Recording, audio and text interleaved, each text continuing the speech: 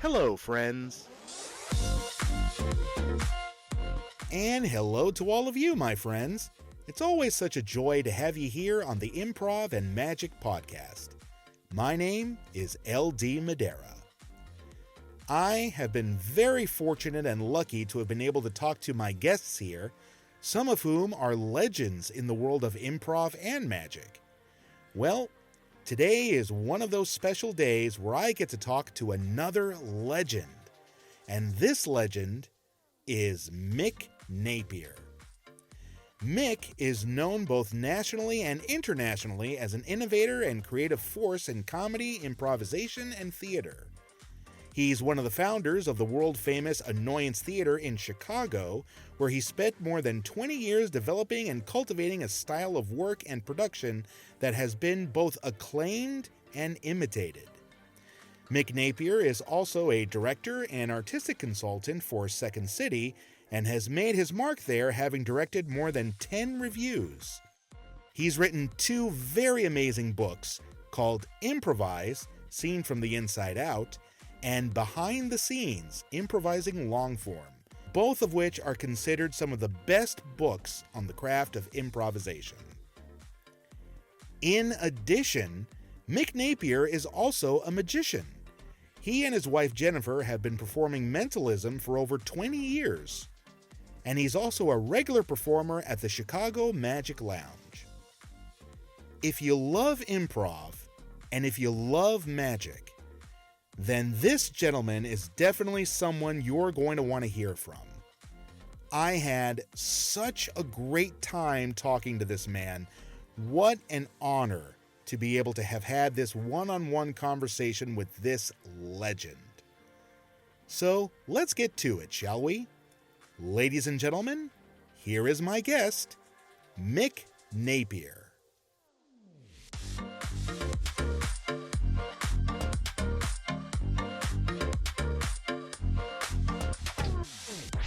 My friends, it's a very special day because I get to talk to the legend himself, Mr. Mick Napier. How you doing today, Mick?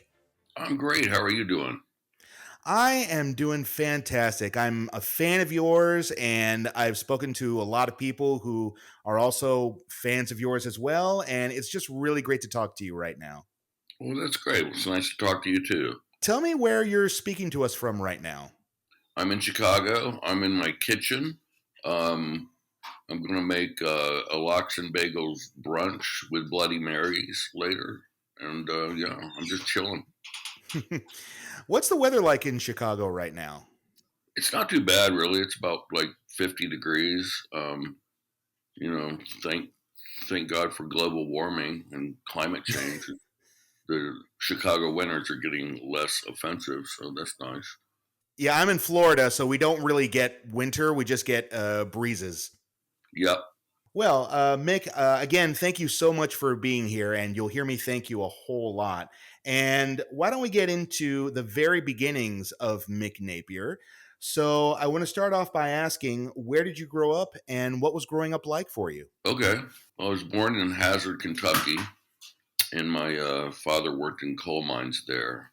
And he moved us all up to Ohio because he wanted to get out of the coal mines because his father died of black lung in the coal mines. So we grew up in Ohio, and he owned a construction company. So I did a lot of construction, and then went to school at IU, Indiana University, and then moved to Chicago to hopefully work with Second City.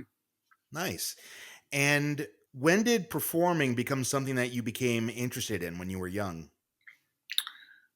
When I was in fifth grade, I think it was fifth grade, a, a teacher left a classroom, and then someone spied down the hallway and saw the teacher coming back, and everyone raced to their chairs, and I just slowly walked, and everyone laughed, and I'm like, wow, that was fun.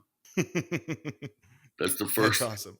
That's the first time I remember getting a laugh. But making people laugh is really, really important to me, and I really enjoy it. I really, really enjoy it. Were you a class clown back then? I think I was a bit. Yeah, I ended up being in high school. I ended up being class president all 4 years of my high school, and voted most witty and whatnot. It's kind of interesting, and ironic now because I'm so jaded. I actually don't like to watch comedy. I only watch it when I'm creating it, or if a good friend asks me to watch it or whatnot, I will. But I don't really gravitate toward watching comedy anymore. Hmm. I'm curious, why is that? Is it because you're just kind of so accustomed to comedy being your profession and you prefer not to let it be your personal enjoyment? What's the reason behind that? I think it's just because I'm so cynical about it now. It's almost like I've seen so much comedy and directed so many comedy shows. It's almost like an algorithm for me. Like, okay, here's the math of this, here's the math of that. I predict this, I predict that. It's just kind of there's no surprise or delight in it and anymore. And I really feel like that's sad. But I love to laugh with friends, and I love to create comedy, and I love to make people laugh. I really do enjoy that. The sick part of me, the things that make me laugh, is actually like torture porn.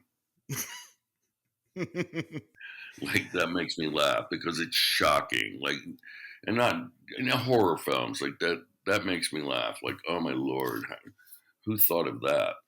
Um, and I do appreciate and respect comedy, but I don't gravitate toward it. I don't like if I were watching a TV show and it was a sitcom or a true crime thing, I would do the true crime thing.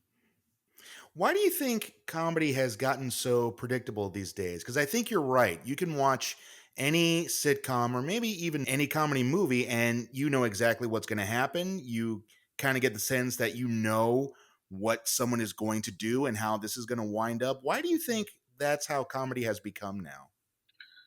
Well, I could probably talk about that for hours. Like a, a bit of it is that the year we're in, the years we're in, like 2023, the sensitivity of people has become exaggerated, and a lot of comedy as a result of that has been homogenized.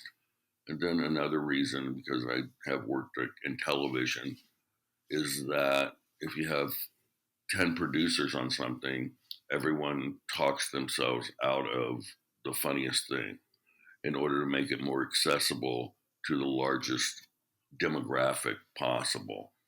And that just becomes homogenized, average comedy. So there's no edge to it. There's nothing surprising about it, etc. Gotcha. How did you discover improv? I had discovered improv. I was in college at IU and studying theater, and I became a little bored with rehearsing the same thing over and over. And I stumbled upon Jeffrey Sweet's "Something Wonderful Right Away," and that's a book that was essentially interviews with people that created the Compass Theater and Second City. The Compass was what became Second City. And I became inspired by that. Like, wow, that's amazing that people just improvise things. And I never seen improvisation before, and I never performed improvisation before. But me and my friend Dave McNerlin posted a notice on the IU theater board that we were going to audition people for an improv group, and we did.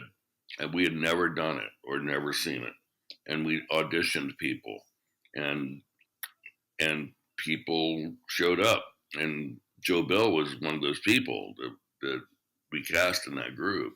And Mark Sutton, we just happened to live on the same dorm floor, and I always thought he was so funny.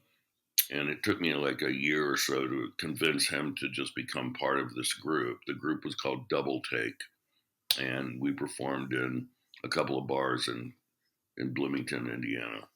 Yeah, when Mark was here on the podcast, he did say that how he at one point kind of got drafted by you to be part of that group. Yeah, he was very reluctant to do it. He's funny because he was really wanting to be a sportscaster. Like he wanted to be an announcer of sports. And people called him Howard. That was his nickname after Howard Cosell. And he got into improvisation. And I kind of like sometimes feel guilty, like that I fucked his life over. But I think he's pretty happy. He's happily married. He's doing well. Yeah. What was it like meeting Joe Bill for the first time? I don't remember exactly when I did meet him, but it was good. Like we had a really good relationship. We used to rehearse in his fraternity, and that was nice. But yeah, we had a good time. Joe was actually the only person in that group that had ever improvised before. And there was another woman named Faith Soloway that was part of that group, and Faith and Jill, uh, her sister, went on to do amazing things. They created a television show called Transparent, and they're getting ready to open a Broadway musical called Transparent. And yeah, it's just wild the way this, it's kind of like flourished in that way. I'm still poor, but So, when you were beginning improv for the very first time, how would you describe your early approaches at the very beginning? it's a great question. Um, just kind of like learning from each other. We started with just doing games, and then we started doing sketch, um, and then we slowly got into it like scenic improvisation. But we really didn't know what the fuck we were doing. But we had fun, and we had an audience, and the audience enjoyed it. It was strange for me when I moved to Chicago and started taking classes at Second City. For the first time in my life, I learned about some rules about improvisation, like even yes and don't create conflict or don't talk about the past, don't talk about the future, all these rules. And it really fucked me up. And I think that was my cynicism and my surprise that these rules were the genesis of me like starting to believe improvisation can be taught in a different way. And that really crept up into me writing two books about it and in our school at the Annoyance. And I don't think that any one way of teaching improvisation is wrong, but I just found a different approach to it through all of that. Well, I am the proud owner of one of your books, Oh, Improvise, which you released in 2004. thank you. And it's a great book. And for everyone listening, if you love improv and acting in general, please pick up that book. It's one of those life changing books. And you touched upon something that I do want to get into because in the book it begins with how you feel about the improv rules and how Yeah. you talk about how you believe strongly how the improv rules do more to hurt a scene than to help it. Why do you believe that? Why do you believe that the improv rules really do more to conflict than to open? Well, yeah, like one of the first things that made me think that is that I was, taught not to ask questions in an improv scene. So I was improvising while thinking about not doing something. So I thought, well, boy, this is really frustrating to be improvising a scene while thinking about not doing a lot of things as opposed to doing things. So that was the first thing. The second thing that I noticed is that people would ask questions in scenes, and yeah, sometimes it did detract from the scene, but sometimes it was okay. And the instructor would not notice that when it was okay, that it was okay. For example, so people would ask, a bad fear-filled example of asking a question is like, What are you doing? Like, that's a really bad thing in improv for someone to ask. And they ask it just that way. Like, well, what are you doing? Out of fear and confusion. But if someone asks a question in an improv scene like this, what are you doing? It's okay because it has point of view, or it has emotion, or it has attitude behind it. And I noticed that when people did that in improv scenes, instructors and directors, they didn't notice that that was a bad thing. So I'm like, it's not the question, it's what's behind it. And that's the way I started to think about improvisation is like, what do you have going on behind it? It's not the literal problem that someone's talking about the past. It's the how. How are you doing it? Because you could say like, last year and you're okay. You have some character behind it. But people just kind of like have these check boxes of things that people do wrong in improvisation. And it's not, in my opinion, it's not the thing. But once again, I don't think that there's one way of teaching improvisation. I think that there's several. And I don't, I joke about it and I say I don't think there's like Chicago, like there's IO, Second City, and the Annoyance. We have all three have different ways of teaching improvisation, and there's other theaters that have different ways of teaching improvisation. And I really don't believe there's one true way, as much as people would like to think there is. I don't think that there is the one right way to teach people to stand on a raised platform and talk into the air. It's funny when I was talking to our other mutual friend David Rosowski. He talks a lot about how when you avoid the improv rules, you come off more as a human being, which is why he's so against the rules in the first place. Would you agree? I think so. I know he wrote a book. I read the first chapter of it. Um, that was about like being subversive about improvisation. I don't know. I don't know if you're more authentic. I think I would just invite people to not really worry about those rules in my school of thought, because thinking about them is kind of like, I don't know if you know Heisenberg's uncertainty principle is like the more you measure something, the more it affects the outcome. And I believe that those rules do that, is that the more you think about them, the more it detracts from you creating a positive and fun choice.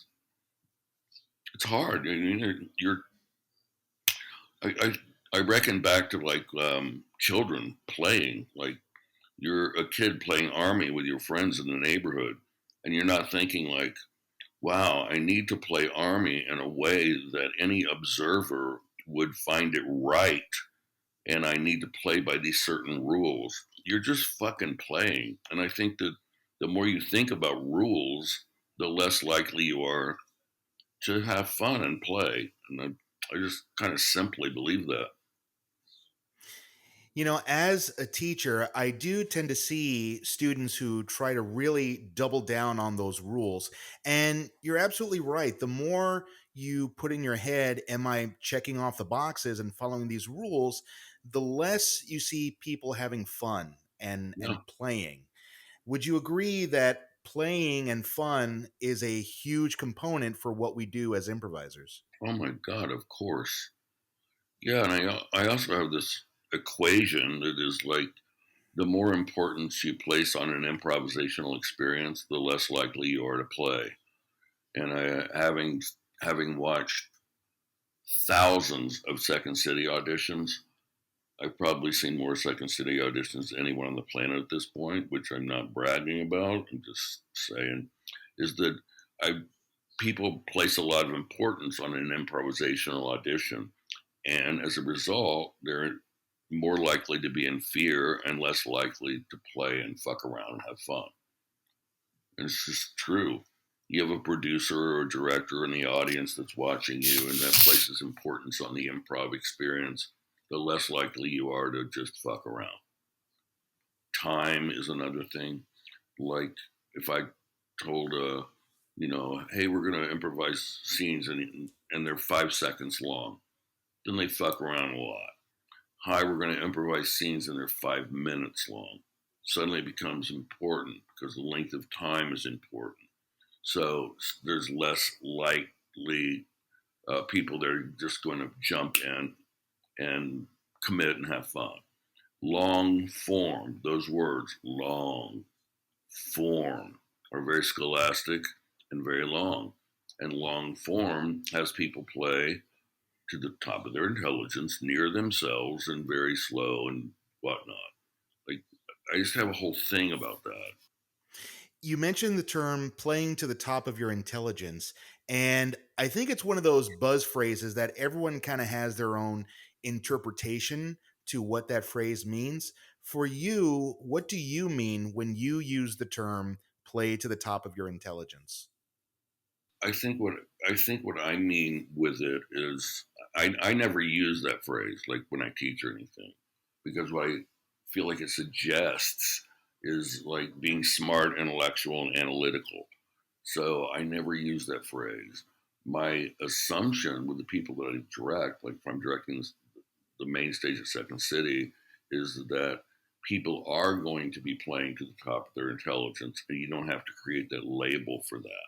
And that label creates a stigma of measurement that actually detracts from play. Of course, people are going to write, from the top of their intelligence, hopefully, but I never use that phrase. I feel like it's a bit destructive. It's very much a long form term. I've seen so many Second City auditions, and I think that a lot of people come into those auditions with the idea of, I want to play to the top of my intelligence, I want to agree, I want to listen, I want to support my partner. And they do that. And I've seen it a million times, but the scenes are really fucking boring because that's what they're thinking. I invite people to come to those auditions with, like, I want to be fucking funny. I want to get laughs. I want to pull laughs because that's what I got into this for. I didn't get into this to do like good top of my intelligence, play near to myself scene work. I got into this to pull laughs. And if you're not funny in a Second City audition, you're not going to get called back. And that mentality sometimes, oftentimes detracts from the people's ability to like just be funny.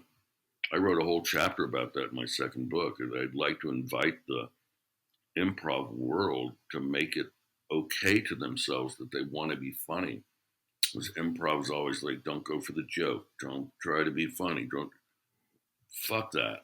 If you're a good improviser, you're not going to like bulldoze a scene. You're not going to go for a joke. You're not going to joke out a scene. But I would love to invite everyone to feel like they are allowed to be funny. Why do you think a lot of improvisers tend to double down on those rules and double down on don't try to be funny? For me personally, I kind of feel like a lot of people want to do that because there's a bit of underestimating of the audience that goes on because they feel like, well, if we don't have a who, what, where, the audience won't be able to follow along and know what this is. That's my own opinion. But what's your opinion as to why both performers and a lot of improv schools really like to harp on those rules so much? Because everybody loves rules, something to lean on, and also something to teach. Like, here's some things I can teach with improvisation. Otherwise, you don't have anything. But I don't think I've ever done a great improv show where it was really fun and playful, where someone came up to me after the show and said, I really, really, really loved that because I understood who you were, what you were doing, and where you were. That's not the reason they enjoyed it. The reason they enjoyed it is like, you were the wiggly guy, and that was funny. You know, the exposition is so, in my opinion, exposition is so overrated in improvisation. We spend so much time trying to make sense of the scene and trying to figure out how to make sense of the scene, where really the funny lies in the crazy. And my opinion about exposition is that it is vital in some way, but the best improvisers I've ever worked with, or the best scenes I've ever had, the exposition is like kind of just tactfully woven into the first few beats of a scene. It's not declared in the first three lines or anything like that. And I feel like a really good scene could be like, well, here we are, like just with a little attitude and a little something. And then you figure out where you are. Three lines later, you figure out what your relationship is four lines later.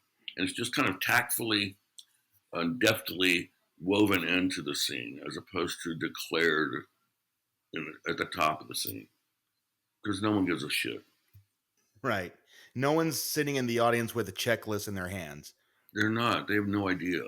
And if they are, then they're improv teachers. That's what Rosowski would say. I agree. You know, one thing that makes me also really, really giddy as I learn more about you is that you are also a magician as Yeah. well. Yeah. What kind of magic do you do?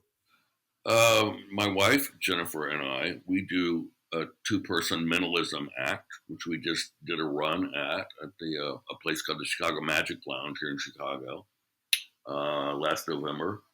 And then I do card magic all the time, like at the Annoyance in the bar and stuff like that. And where did your interest for magic come from? We saw, Jennifer and I saw a guy named, I can never remember his last name, but I think it was Mark Salem, like 25 years ago in New York City in the East Village.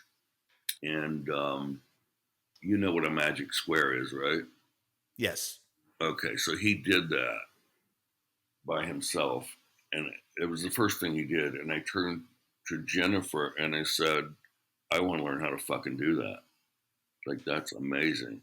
So now, as part of our act, she will be in the audience and get a number from an audience member and put it on a slate and show the audience, and I will not see it, I will not hear it, and then I'll do a magic square that is that number.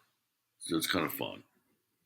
Yeah, Magic Square is such an amazing effect and it just drives people absolutely wild. I'm curious, how do you perform? Do you present yourselves as some sort of characters or are you just Mick and Jennifer? Our introduction, because we are we are such atheists, both of us. We absolutely are staunch atheists. So we performed this for a while. We'd have people come up to us after and think that we were psychic, and that always bothered us. So we had kind of a crisis of consciousness about that. So our introduction is me saying, hi, we're Napier and Estlin. And I say, I'm Mick Napier. Jennifer says, hi, I'm Jennifer Estlin. I say, in the history of mankind, Jennifer and I believe that no psychic, spiritual, or paranormal event has ever happened in in the history of mankind. And then Jennifer says, but for the next X amount of time, we are going to pretend as if we do believe that. And that's how we create the context for it. Because we don't want anyone to think that we're actually psychic. We want them to know it's a trick. And then we get to use that throughout the show. If something fucks up, I can say like, well, like I said, there's nothing psychic going on here. Yeah, and my goal was with the last run that we had in this place. It's a beautiful place called the Chicago Magic Lounge. It's really, really lovely. It has a bar with a close-up pad in the middle of the bar and a magician on a microphone there. And then it has a large theater that holds like 250 people, and that's where we perform. And then it has a close-up theater as well called the 654 Club. Do you know why it's called that? Because of Bill Malone, I assume? Yes. So yeah, so we performed in the larger theater, and we were very nervous about it every time we did it, but it was really fun. It's funny as I hear you describe how you and Jennifer perform, of course, it makes me think of how Penn and Teller perform because they have very much the same attitude. Throughout the entire show, they're going, "We're Penn and Teller, and everything you're watching is bullshit." Yeah, they do. And you know, it's funny. This is a an ongoing fight that magicians tend to have. You know, this need to let people know, no, I don't have psychic powers. You know, and the fact that psychics come out, do the same tricks, and say, yeah, we do have psychic powers. How important do you feel it is to be honest as a magician? And I know it's a little ironic to say it that way, but how important is honesty for you in magic? I think it's very important. I mean, you have in history so many people who are charlatans who take people's money and whatnot. And Houdini, part of half of his life was to debunk people that claimed that they were psychic or claimed that they could do whatever. And I think it's just really important. It makes me mad when people take advantage of people. Jennifer and I have said many times, like, if we were bad people, we could be millionaires and create a whole like religion and just it's yeah, it makes me crazy. My only goal in the last run that we did was to get like maybe 80% of the method right because we do mess up and to get laughs and then I asked the owner Joey Stanford, I asked him, like, is it okay to say the word fuck? So my goal was to use the word fuck because they thought like in magic shows, people kind of associate with them with like children's magic or magic shows have decorum. And I just wanted to like say the word fuck a lot. So, and I think our second show, there was a guy with a Cubs hat on. I brought him on stage in the first 2 minutes and I said, "So you're a Cubs fan?" He goes, "Yeah." And I'm like, What's it like to be a fucking asshole?" just, I just wanted to like kind of disarm the audience a little bit because you don't hear that. You don't hear that much in a magic show. So we were No, that's trying, not something you would often hear in magic. yeah. And Jennifer's really rather proper and whatnot, and I'm kind of a ruffian. Yeah, it's funny when I was talking to Mark Sutton about the first time he met you, he told me that people who meet you think that you're mean, but when they get to know you, they find out that you're really nice. Yeah, people do think that I am. I think I have a reputation of being really mean. Like I've had people tell me that like I'll have dinner with someone, they'll tell me later like I prepped them to meet you because you're so mean, but I'm not. Like if I meet people, I'm very nice. But if I get to know people, I'm very playfully hateful. But fuck Mark Sutton because he's hateful too. We used to live we used to live together in college with a guy named Eric Waddell, and it was like Who's Afraid of Virginia Woolf? It was just crazy. We rip each other apart all the time. And if someone came over to our apartment, we all lived together, we would use them like as a tool to just rip each other apart. Mark Sutton's very hateful. Yeah, and he was willing to admit that as well, I should say, to his credit. Yeah, that's So fun. I'm curious, when you're performing magic, how much of your knowledge of improv comes into your show? That is a great question. I'll tell you this: I've been directing magicians for like 4 years. I've directed 5 magicians, and then Jennifer and I went down to Dallas, and there were 5 magicians that joined us in this bizarre mansion where we developed a show and performed it in a theater in this guy's mansion. It was really weird. So I've worked with magicians so much.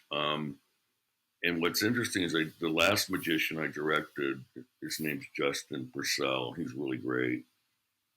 And after the first show, all of these magicians came and gave him notes, like 8 of them. And I was like, and after they were gone, I'm like, what is going on in my world of like sketch and acting? Actors don't give each other notes like that. And Justin's like, yeah, in magic it happens a lot. So that got me really in my head, and that was before Jennifer and I were performing, and I became like afraid of that. I don't want that to happen. So Jennifer and I performed our first show, and sure as fucking hell, like fucking sick magicians came up to us and gave us notes. And what was funny about it is that they didn't give us notes about the magic. They gave us notes about the performance and the comedy. And I'm like, who the fuck do you think you're fucking talking to? Like, that's the part. That's the part I'm most confident about. But to answer your question, like it really helps. I feel like that magicians, because they're so much in solitude and working on their shit alone, and they buy tricks and they just memorize scripts, that sometimes they have a hard time bringing an audience member on stage or having an improvisational tone with them, or doing any crowd work kind of stuff. Um, so improvisation helps us greatly. Jennifer is an amazing actress and a really good improviser, and it helps me greatly just to have fun with people and get laughs, etc. But I did think it was funny that magicians gave me notes on that shit. I'm like, what? Because with magic, as you know, it's wild because you're like, if you're a dancer, you dance, you show what you can do. If you're an actor, you act, you show that you're an actor. If you're a singer, you sing, you show that you can sing. If you're a magician, you're actually concealing the part that is the most talented, which is the method, while you're talking about nothing, or you're kind of guiding them through an experience. But your brain is in another way. Thinking about you're thinking about an Elmsley count and a double lift. You know what I mean? Yeah. I'm curious, of the notes that you got from magicians, did any of them say to you, you shouldn't say fuck so much? No, no one. They should have, but no one did. I do notice that. I mean, you're so right. Like, magic is the one art form where everybody kind of wants to give you notes. I think what's dangerous about magicians giving each other notes is that they're giving notes from their own personal perspective on magic. And they're giving you notes on the magic that they would like you to do, as opposed to what everyone else would probably enjoy. Would you agree with that? Yeah, I would, and they haven't they haven't had the experiences that, like with Jennifer and I, they haven't had the experiences that we've had. So they haven't witnessed what we've learned that people like and how we've grown in that way. So, they can give me a note on how to present something, but I've already learned like 5 or 6 or 7 times that doesn't work because I've tried that and I get the response and it's not great. So I think that, yeah, you don't know how people evolve and stuff like that. And in directing magicians, they're very, quite often very reluctant. Like, they ask me to direct things and I do, but then they're reluctant to take notes because they've learned a way that they work well. Plus, most magicians have never had a director. They've always just crafted their own performance alone. So to have someone objectify what they do is someone there's some resistance with that sometimes. Have you also seen that reluctance when you're directing improv as well? Yeah, sometimes. But if I'm directing, say, the main stage of Second City, I expect, and actually hope that I have 6 very cynical people in that cast sitting before me. And I'm very cynical, and I can match their cynicism. And the reason I want that cynicism is, and some anger, is because that brings about bold choices and good comedy. If they're not cynical, I worry about it a little bit. And a lot of times, the least cynical people are the weakest people in the cast. And I worry about them and their ability to gain enough real estate in the show, enough time in the show, because they don't have that vim and vigor to get them there.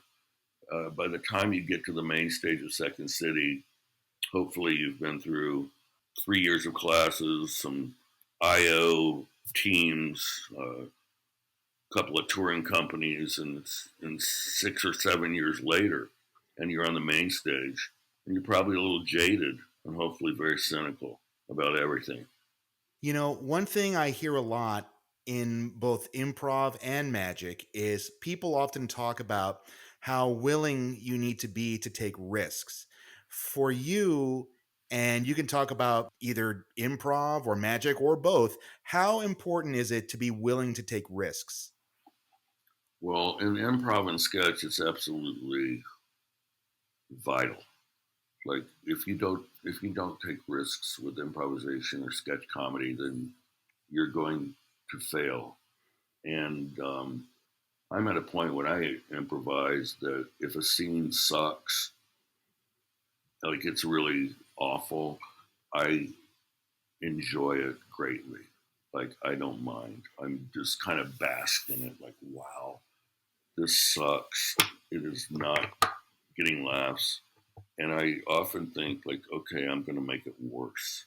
I want to make it worse. I want to really feel the pain of this scene. And I do that. And there's a lot of good improvisers that I know that feel the same way. Where you've had enough of a success rate that when you have a real hit, like a real painful scene, like all right, fuck it, I'm gonna see if I can lean into this and make it work. With magic, I feel a little less of that because I feel okay with risking failure the with whatever I'm saying.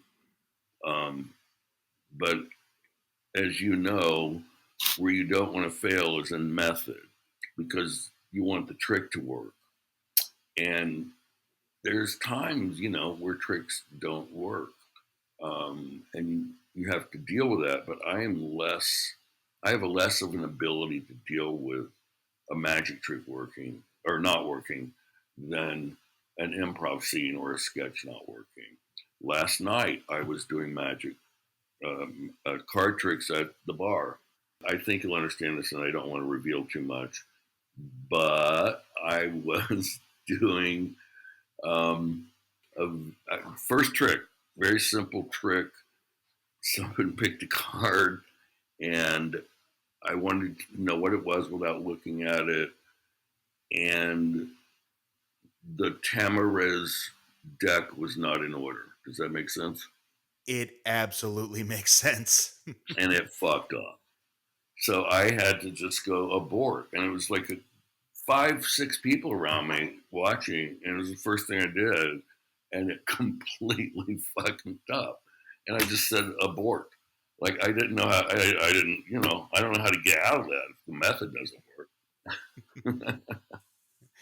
But I love what you said about how when you're performing in a scene and it sucks, you go out of your way to make it suck even more or just make it I even do. worse. And it's funny because you often hear the opposite. You often hear, well, let's support each other, let's try to save the scene and blah Yeah. blah blah. Good fucking luck. That's what I say to that. 'Cause I feel like in an improv scene, like once you're in your head, you're dead. Like you're not going to like magically snap out of it. And that's why I advocate for starting scenes very early and verbally, so that you can just really establish a point of view or a character or something to minimize the risk of having the scene and you be in its head, like analyze itself as it goes on.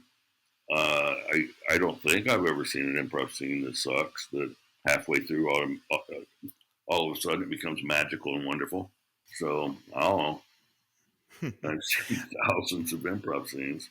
I'm sure I Yeah. have. But I think it also might be a bit subjective because I think everyone kind of has their own idea of what makes an improv scene suck.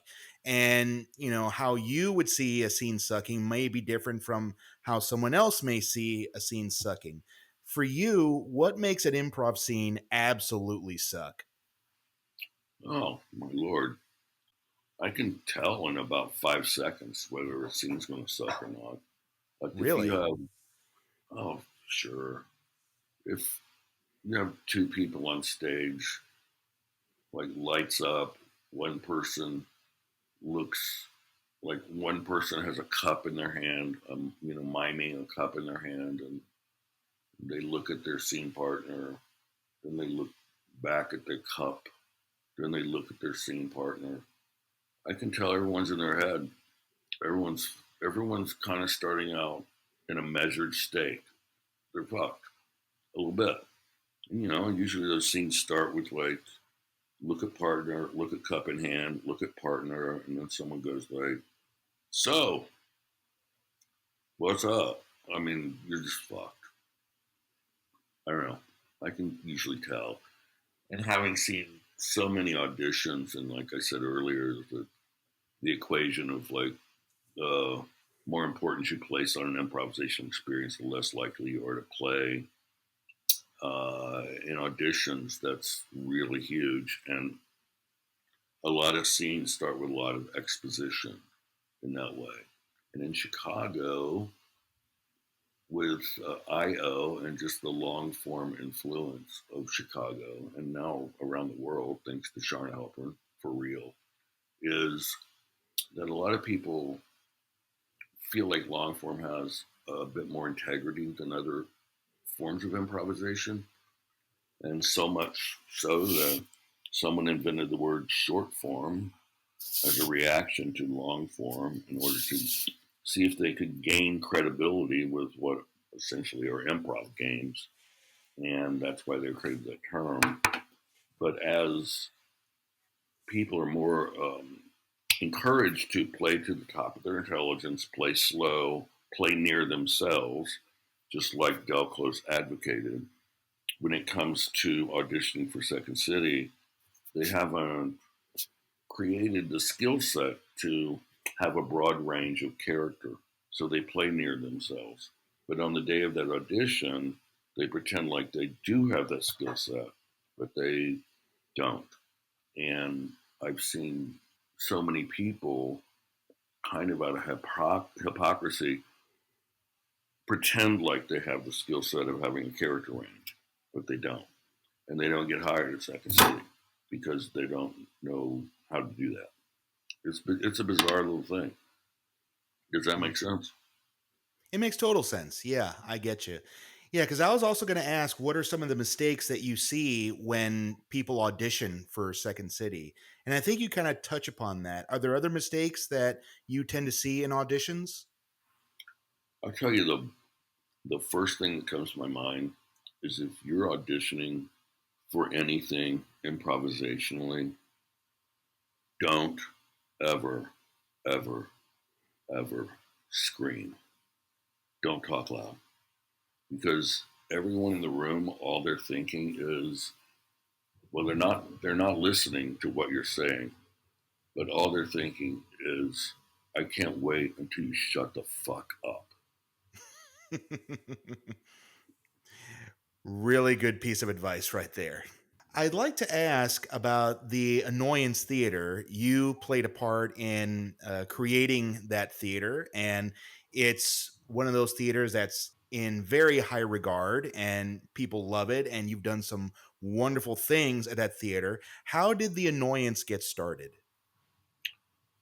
We actually were in a place called Cross Currents, and we were at a restaurant, me and some of my friends, and Mark Sutton was there. I think Joe was there too. And it was it was September 10th, and we were just talking, and we're talking about horror films and like Friday the 13th, stuff like that. And we decided on that day to open a show exactly 1 month from that day on October 10th called Splatter Theater, where the walls would be white and 13 to 15 people would be murdered and there would be blood all over the walls, by the end of the show. And we did it. We did it upstairs at this place called Cross Currents. And that's kind of the beginning of it. And I was the director kind of by default. At that point in my life, I didn't fancy myself as a director really, but I kind of just de facto did it. And that kind of just changed my worldview about myself. Like, okay, I'm a director. And after that, we opened a show in the same place called Co-ed Prison Sluts. And then we decided that we wanted to get our own space. So we begged, borrowed, and stealed to get the money to get a space. And we stayed up one night with a bottle of tequila, with 8 of us, and seriously all night, and wrote a huge list of names, in which that document is in a frame in the bar in the Annoyance now, of different names we came up with. And we circled the Annoyance, and we decided to call it that. There's part of me that regrets that, because it's kind of like in the world, in the corporate world, it's kind of been destructive. You can get corporate work at Second City or IO or UCB, but the Annoyance, that's kind of a hard word to get through if you're wanting to do corporate work. That's one reason I kind of regret that, but I like it okay. I mean, it does have its own brand and name and stuff. I've heard a lot about Splatter Theater. It's one of those legendary shows that you just have to see to believe, and still running to this very day, if I'm not mistaken. Yeah, we do every Halloween, like every Yeah. Halloween season. I was really proud of it, and it still holds up. It's still funny. In the middle of it is a puppet stage in which we do a thing called the meat puppets, and it's real live meat. It's a real chicken, real hot dogs and stuff, and it's a little puppet show just to fill the time. It's really bloody. It's funny. Yeah, Yeah. I was always proud of it. I still am proud of it. Mark told me that to this very day, he still can't stand the smell of chocolate syrup because of Splatter Theater. Yeah, that's how we use the blood. Now, when I was experimenting with the blood, I didn't know how to make blood, and I had read about like stage blood with Caro syrup and all this shit. And I'm like, oh god, that's sticky and weird. And then I read about Psycho. Alfred Hitchcock, he used in Psycho, he used chocolate syrup for blood. So I decided to try that and then add some red food coloring. And what's great about it is it's very viscous. So like when you put it on your hand, it runs down your hand just like blood would, and it looks like blood. And then it's also edible. And I do empathize with Mark that like chocolate syrup is, you do get tired of smelling that. It does. It smells like chocolate syrup. How did people react to it in the beginning when you first started doing it? Did people enjoy it right away? Were people kind of freaked out by it? What were people's initial reaction to Splatter Theater? I think that people really did like it right away because it's so funny. It's kind of protected. It has all the tropes of like a Friday the 13th movie. Um, Characters name themselves in it. Like, hi, I'm Richard. I'm the class dick. Hi, I'm, Susan. I'm the class slut. Like the tropes are very announced in that way. So it's kind of protected. As gory as it is, it has a fair amount of innocence about it, and naivete and protection. Yeah, people liked it right away. Co-ed prison slut was a different story, though.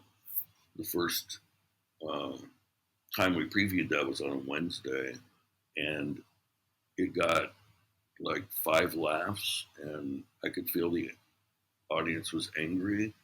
And I had people come up to me afterwards and tell me like how angry they were about it, how I didn't protect women, it was misogynist.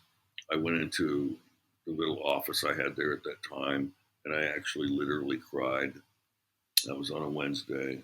On a Thursday, me and Mark Sutton we redid the running order, the order in which the scenes went, rewrote some exposition um, to prop up some characters to explain why they were the way they were, and had a rehearsal Thursday night. And then on Friday, we opened it, and it got 100 laughs and a standing ovation.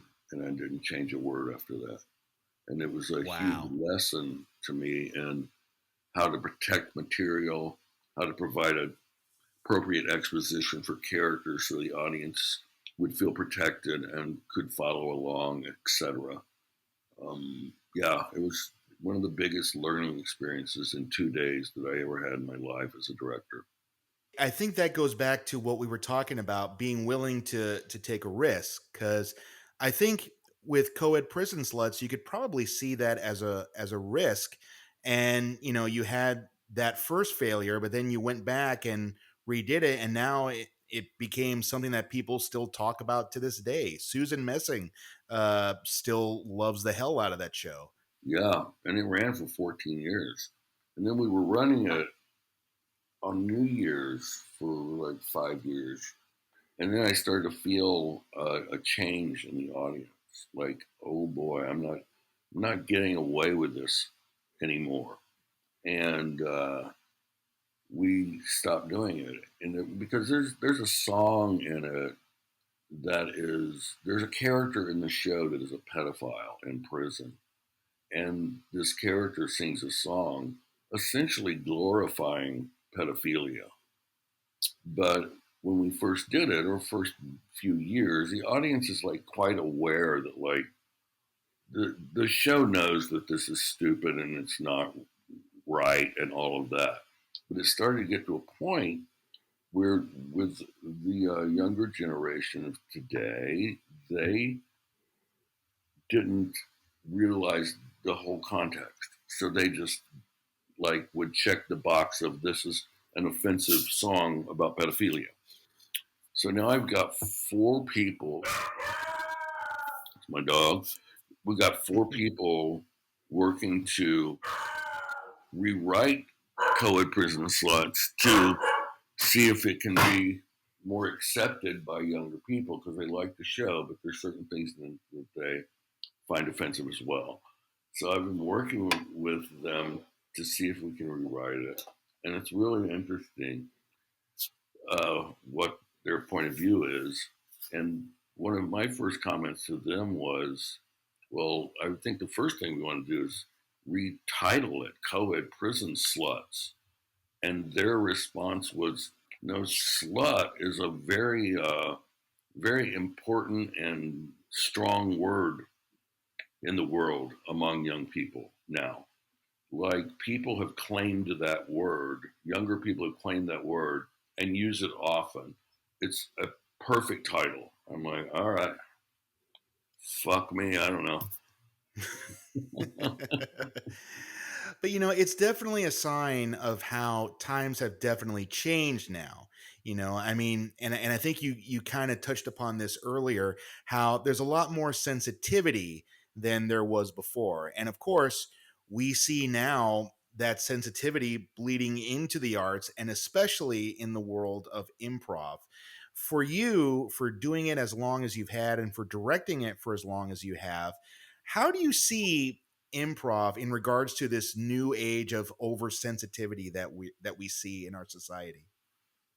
It's a challenge, and we have to look at it, especially with the annoyance, because the annoyance's brand is subversive, uncensored comedy, So it's something that we have to look at. It's particularly hard for me because, as you said earlier, like people sometimes regard me as someone who's going to be mean, and the reason they believe, and then they find out I'm nice, but the reason they believe that is I do fuck with people a lot if I know them and trust them, and as a result of that, people fuck with me a lot.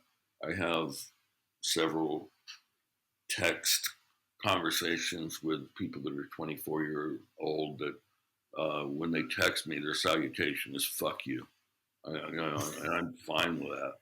And the reason I bring that up is it's been particularly hard for me because I consider myself uninsultable. Like I can't imagine anything that anyone could say to me that would insult me. Anything because I've gone through it all, and people give it back. So it's been particularly, yeah, sensitive. We've had many times where people have said something in a class, and then they'll come up. We'll have a meeting with them, and they were a little offended by something that someone said in a class or in a show. Yeah, we had a show up right now, and we've had some comments from some people that were offended by different elements of the show. And you just have to, I think, just have to decide what you want to, what you want to keep and what you want to change, and just kind of play it by ear. But it's, as you said, it's not been an easy journey in that way, and Jennifer and I don't think it's going to get any easier in the near future. I might as well ask, what's your dog's name? Tess, we've had her about 8 months, and we love her, and she's great. She doesn't bark very often, but I guess she's barking now. I guess Tess had some opinions of her own too in this She conversation. does. Are there any type of performers that you really enjoy working with? And on the flip side, are there also types of performers you don't enjoy working with? Yeah, I have a hard time working with like really, really passive aggressive white straight men because they never make decisions. And once you feel like something's been solved, they go like, or I'm like, we just fucking solved this problem. People that I like to work with most, I'm trying to think. Well, I mean, I like Kevin Dorff. Trying to think of people. Rachel Dratch, Tina Fey, Steve Colbert. People that are kind in life and not disruptive in a rehearsal, but on stage they light up and make amazing choices, whether they work or not. Those are the best people to work with, I think. And there's other people that I'm like, oh my god, this person is dangerous. And by dangerous, I mean, oh man, they're going to ask me to have coffee after the rehearsal and talk about their characters. Like my advice to anyone who's in a sketch show or an improv show, do not ever, ever ask a director to have coffee after a rehearsal. Because if you do that, know that you are weak of character and that you are going to cause more harm talking about that with your director than you will help yourself. And it will feel like, even if you did get the conversation, when you leave Starbucks, it feels like you have gained something, but you've lost so much and you don't even know it. You've had the opportunity to work with some really great people who now everybody knows. You've worked with Rachel Dratch, you've worked with Stephen Colbert. How does it feel for you to see these people that have now moved on and become these superstars in comedy? How does it make you feel? It makes you feel good. They're because I just because they're friends and I like them.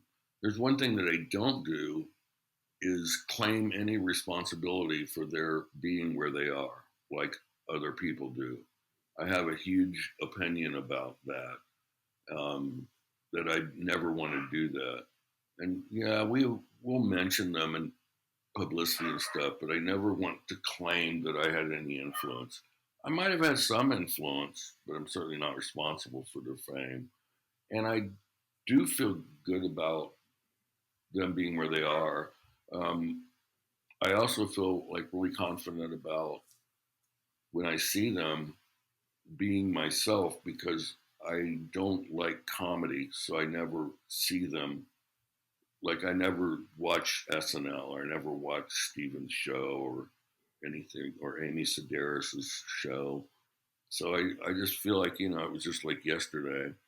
And people that are in my classes will ask me like, what was it like to work with Stephen Colbert? And I'll say, it was exactly like working with you right now. That's how it was.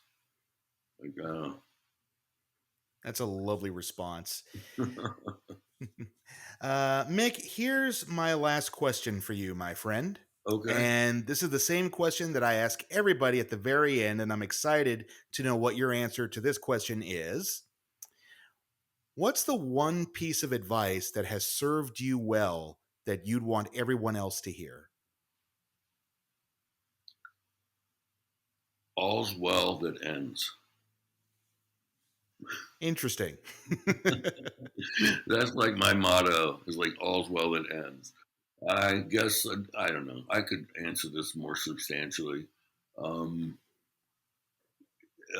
is I'm sure you've heard this 5 fucking thousand times, but it's truly like create your own voice, especially if you're doing comedy or magic. Like create more for magic because most magicians like just are rote with the scripts that they buy and shit. Is that create your own voice. Like even with magic, people might remember the tricks, but they're more likely to talk about you, the magician, and your point of view and your personality, as opposed to that card trick, which they might remember or might not, but they're gonna like talk about the magician and the personality of that person.